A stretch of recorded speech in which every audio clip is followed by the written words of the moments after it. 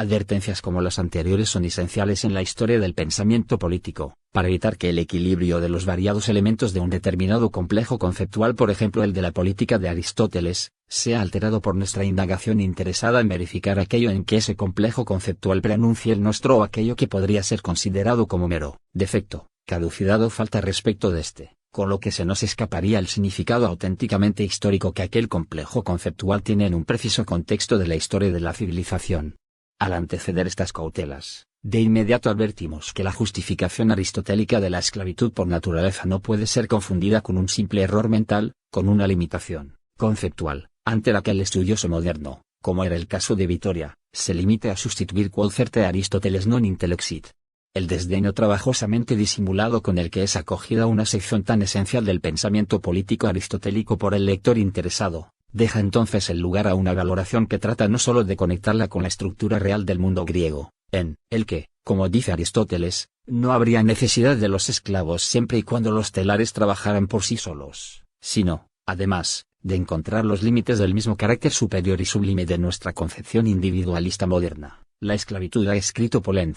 pasa por ser irreconciliable con el derecho del hombre a la libertad personal y, sin embargo, la civilización moderna nos ha aportado también los campos de trabajo forzado para hombres libres. 12. Claro que una objeción como esta provoca el rechazo de quien, al teorizar la superioridad de nuestra concepción moderna, tiende a colocarla fuera del todo sistemático de nuestra civilización, de la que desgraciadamente también forman parte los hornos crematorios nazis. Ahora bien, si al abordar semejante tema podemos turbar la conciencia de nuestros contemporáneos, limitémonos a traducirlo en algo diferente, pero que responde con la misma eficacia a nuestros fines, al recordar con Max Weber, que la máxima expansión de la explotación de los esclavos coincidió, en el ámbito de la historia griega, con los periodos de florecimiento de la democracia. Para el efecto, el problema sigue siendo el mismo, pues, se trata de restaurar íntegramente un complejo de civilización, evitando conformarlo con criterios arbitrarios, tomados inevitablemente del arsenal mental de nuestra cultura. Sin embargo, no es menos cierto que la cuestión de la imponderabilidad propia de las ciencias sociales y que tanto angustió a una mente como la de Max Weber, no se puede resolver sin la elaboración de ciertos criterios,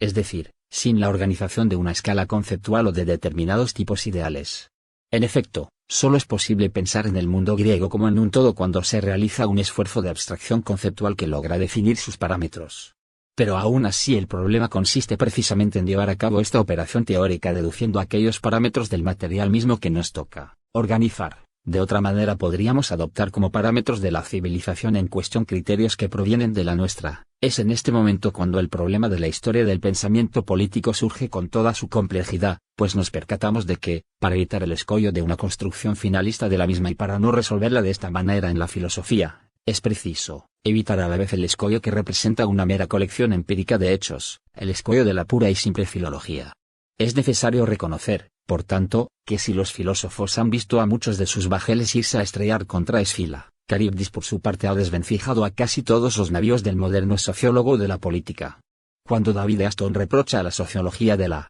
política el haberse hundido en el hiperfactualismo y el que haya consumado una indecorosa fuga de la razón, conviene entonces reconocer la parte de verdad que encerraba la posición de Benedetto Croce, que exaltaba la unidad de razón y empina. Pero la sugestión de Croce debe ser integrada, y, por tanto, subvertida, aceptando la advertencia del filólogo Snell, que ve en los organismos conceptuales por él examinados verdaderos organismos históricos autárquicos, dotados de una estructura propia. Así que, si la historia de las ideas políticas pretende ser una auténtica historia, que no se diluya en la pura filosofía, debe ser teorizada como una historia de ideas políticas que es al mismo tiempo historia de instituciones reales, vale decir, una historia de organismos definidos por una específica estructura ideal y social y, en consecuencia, por una racionalidad netamente histórica. Hablar de la teoría aristotélica de la esclavitud, así como de la concepción griega de la polis o de la concepción tripartita de la ley en Tomás de Aquino, debe poder significar que se habla de una concepción que da, es cierto, forma a la sociedad griega, pero que en definitiva es explicada por esta última. La esclavitud no es solamente un concepto, sino además una institución real, y Aristóteles, al teorizarla, no la inventó, por así decir, sino que le dio una explicación teórica que postulaba, ni más ni menos, la existencia de un tipo social en el que los telares no trabajaban solos y en el que hacerlos tejer mediante tejedores libres no era solo conceptualmente impensable, sino prácticamente irreal.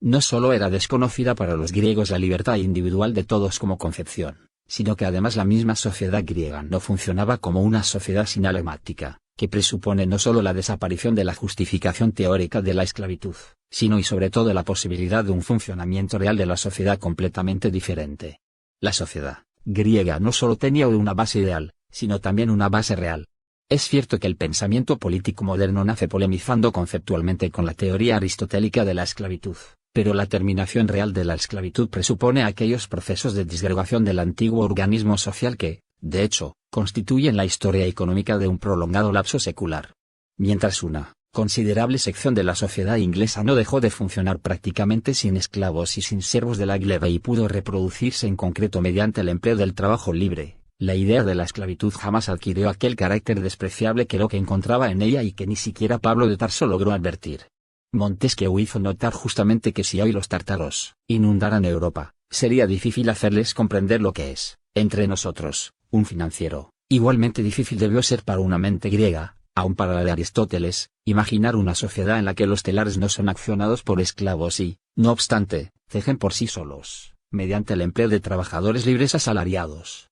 Por otra parte, aunque sea verdad que la referida incomprensión de los tártaros acerca de lo que son los financieros de París constituye un innegable límite mental de los mismos, no se puede ignorar que su superación efectiva en la sociedad tártara dependió más de la llegada de los financieros de Moscú que de la lectura del Esprit des Lois. Bajo este punto de vista, quizá parezca menos simplista de cuanto sea común creer el hecho de que el indudable progreso que corre entre la política de Aristóteles y el Esprit des Lois no tenga tanto el ritmo de la superación mental de los límites del mundo antiguo como, de modo esencial, de la disgregación práctica de sociedades que se apoyaban en la dependencia personal y en las que, por ejemplo, al ser el ciudadano un privilegiado, el garantismo de la división de poderes podía ser tan impensable como lo era en la edad de Montesquieu una vida económica sin financieros. Si no se teorizara un referente histórico real como el anterior, se podría llegar a la conclusión de que vale menos un cerebro como el de Aristóteles que los miles de cabezas huecas que sin duda poblaban la Inglaterra de Locke, pero que, no obstante, consideraban a la esclavitud como algo despreciable, salvo, naturalmente, si se trataba de las colonias del naciente imperio de Su Majestad Británica. La única alternativa para ese caso sería la de considerar como una lindeza inexplicable la vergonzosa teoría de la esclavitud por nacimiento puesta en la base del más grande pensamiento político antiguo. Sin embargo, sería entonces igualmente inexplicable el destino tan poco envidiable de la palabra griega idiotes, que caracterizaba al individuo privado de cargos públicos, al no ciudadano, tan inexplicable como la idea que, a su vez, Locke pudiera dar del idiota a aquel que en su época condividiese la teoría de la esclavitud de Aristóteles, reivindicando para todos los individuos la autonomía del privado, cosa que en Grecia era señal de idiotez. Si a nuestros ojos resulta ya casi ininteligible la idea aristotélica en el sentido de que ciudadano es aquel que participa de las magistraturas, igualmente ininteligible resultarían para el ciudadano griego las declaraciones de los derechos. Sin que se pretenda colocar sobre la idea del progreso una piedra sepulcral, es necesario convenir en que su compenetración está íntimamente unida con la comprensión del por qué se nos revela una subversión tan profunda de valores en la historia de los pueblos, y desde luego, no totalmente en desventaja de los antiguos.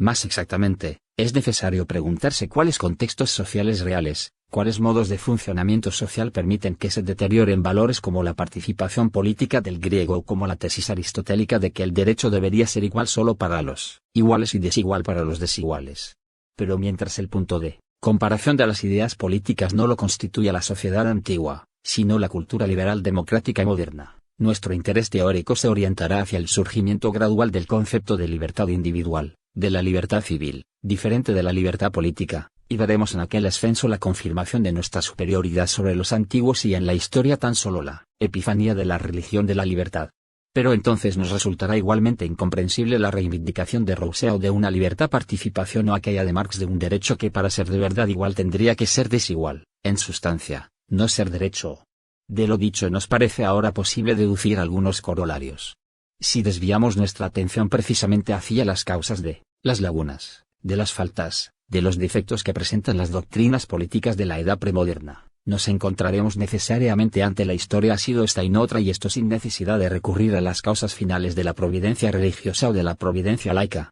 Los valores y las instituciones sociales nacen y perecen a pesar de que se disimulan en los parudamentos de la eternidad. Y a Don Quijote concluía Marx su citada nota irónica, pagó caro el error de creer que la caballería andante era una institución compatible con todas las formas económicas de la sociedad.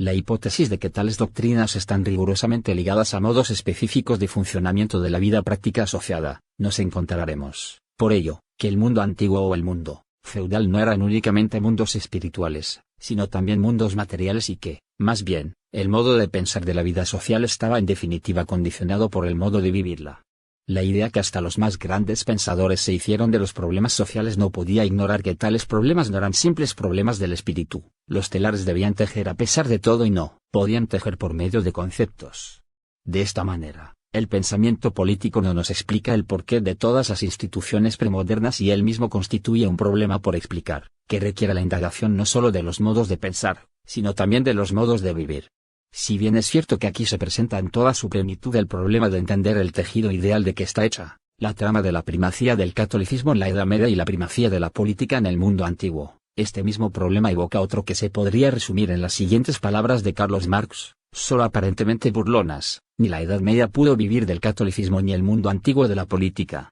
de modo tal que lo que explica por qué en una era fundamental la política y en la otra el catolicismo es precisamente el modo como una y otra se ganaban la vida, y no han faltado después Quijotes menos románticos que han expiado el error de considerar a los financieros de Montesquieu como esenciales para la vida moderna. Es verdad que el historiador de las doctrinas políticas no tiene de ninguna manera la misión de suplantar al historiador de la economía y su objeto específico de estudio lo constituye sin duda el pensamiento político. Pero es igualmente cierto que si no desea limitarse a hacer la historia del nacimiento de nuestras ideas modernas y, en particular, si desea ahondar en la estructura histórica del pensamiento político, e investigar no solo el cómo sino también el por qué, operación esencial para reconstruir el cómo sin interpolaciones, 19 tiene que proceder a la rigurosa motorización de su vocabulario mental para poder establecer, ante todo, las diferencias que lo separen de los órganos conceptuales de los pensadores premodernos. En rigor, una historia del pensamiento político debería tomar como punto de partida lo que, con frecuencia, constituye el último capítulo de todo manual, aquella última página grofiana que es la concepción moderna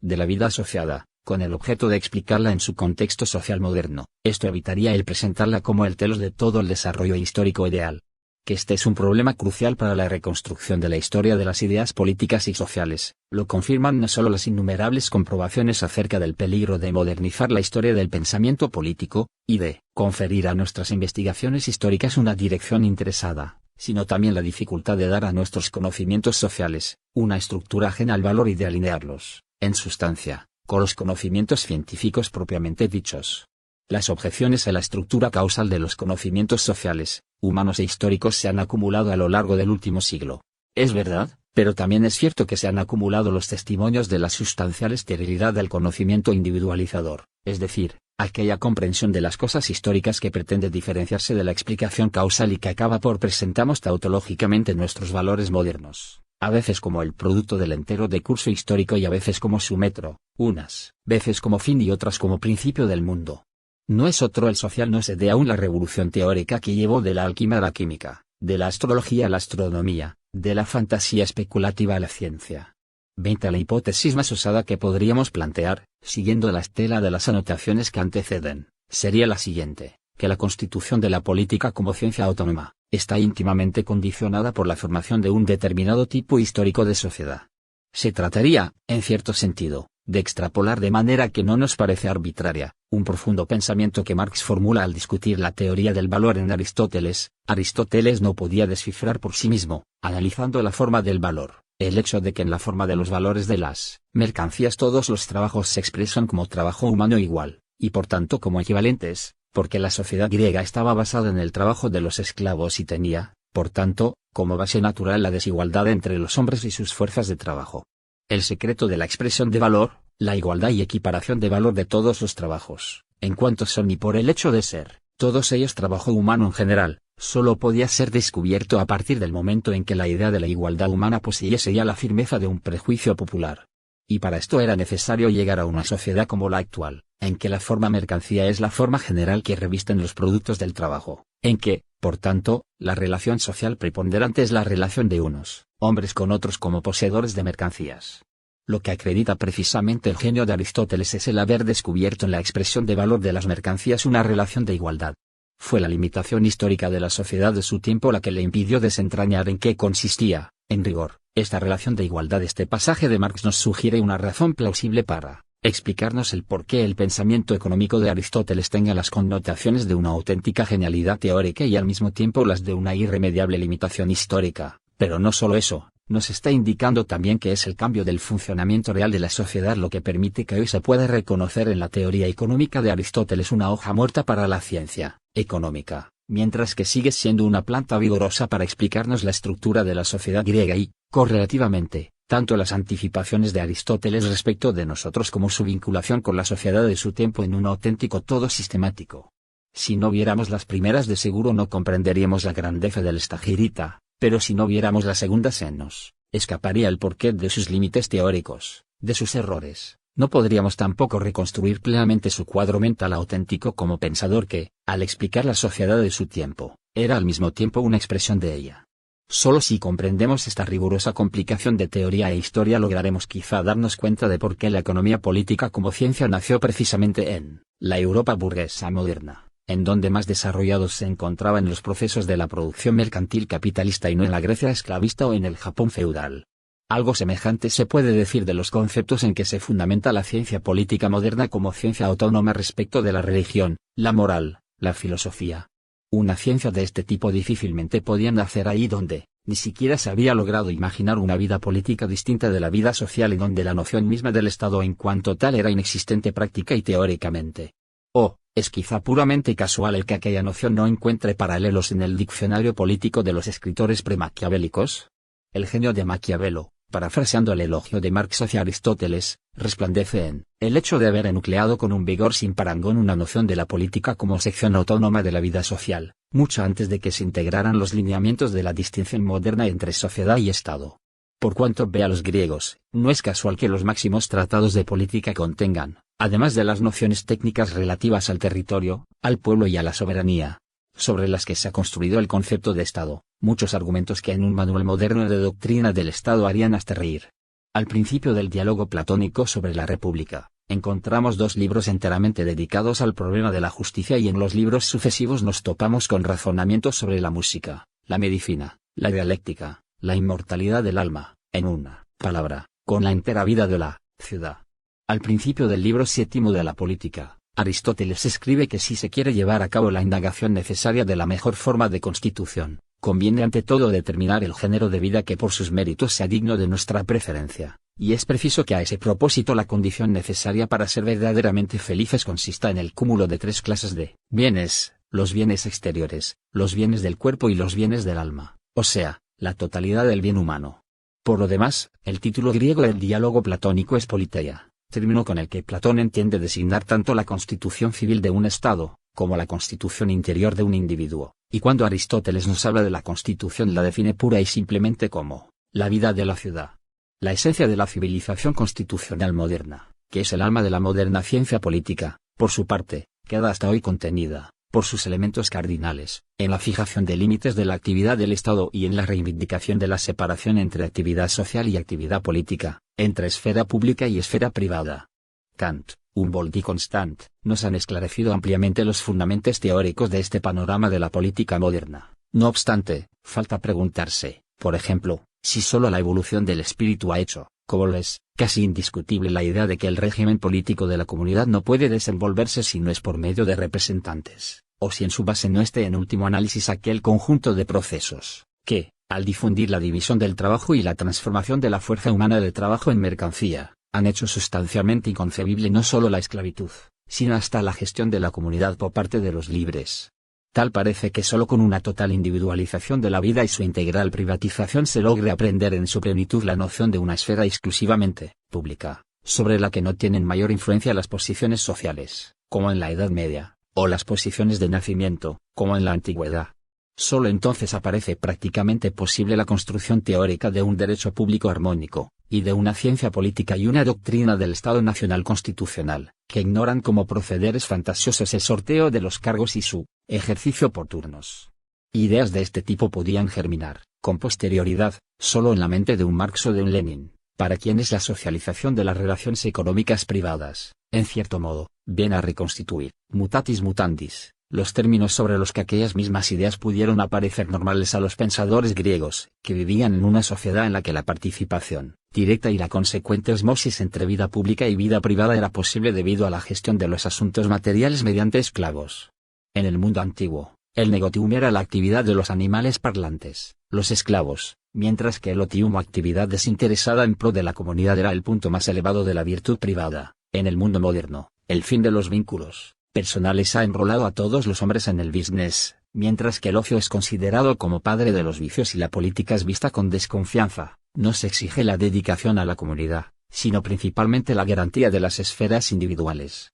Volviendo al concepto de Estado, fundamento de nuestra ciencia política, dos cosas pueden ser comprobadas con notable seguridad, que es un concepto cuya invención teórica no puede ser ajena a una modificación práctica de la sociedad y que resulta un instrumento inservible y hasta generador de confusiones cuando se le transforma en el fundamento de la ciencia política y de la historia del pensamiento político. Por lo que ve a la primera observación, parece ser esencial la falta absoluta en todo el mundo antiguo de una distinción, equiparable a aquella que hoy se hace entre Estado y sociedad. No podía ser de otra manera, si se tiene en cuenta el hecho de que las actividades políticas y las actividades sociales se identificaban. La exclusión del esclavo de la vida política citadina eliminaba de la competencia política a quien estaba dedicado al trabajo manual y configuraba la actividad política como una actividad noble y superior, a la que podía dedicarse solo el hombre libre de los quehaceres cotidianos. No es que para el esclavo su ser social resultara separado de su ser político, sino que incluso era impolítico o, más aún, inhumano. Del mismo modo, la posición social del hombre libre, en cuanto posición emancipada por completo de aquellos quehaceres, no estaba separada de su condición política privilegiada.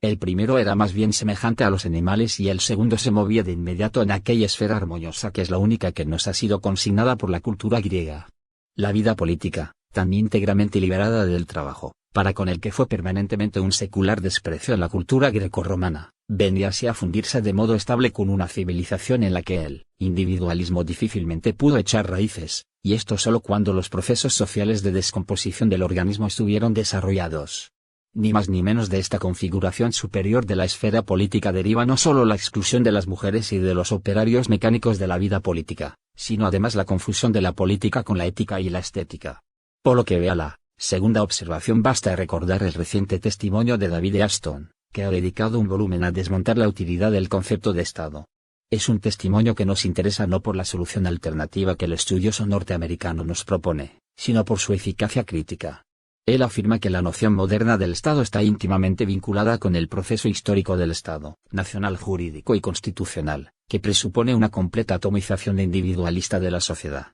Por esto escribe, el uso del concepto de Estado, como hemos visto, no está en situación de explicarnos la razón por la que los científicos políticos deberían estar interesados en formas de vida social en las que, como sucede con las sociedades exóticas y atrasadas, el Estado no existe, por lo menos tal y como viene definido por el pluralismo modificado. La anterior anotación, valedera para la sociedad antigua y la sociedad feudal, pone en crisis a uno de los instrumentos con los que acostumbramos trabajar para reconstruir la historia del pensamiento político. En sustancia, el estudio del pensamiento político llevado a cabo sobre la base de la noción del Estado, un concepto moderno, no puede evitar la identificación de aquellas connotaciones de las formaciones políticas premodernas que permiten agruparlas bajo un único concepto eminentemente moderno. En consecuencia, el estudioso se interesará en organizar el pensamiento político de Aristóteles en torno de aquellos tres elementos del Estado: territorio, población, soberanía, que presuponen el Estado nacional, el pueblo jurídicamente distinto de la población y la autoridad separada de las determinaciones sociales, tres elementos que nos alteran en modo absoluto la imagen real de la comunidad política griega y del Estado propiedad feudal.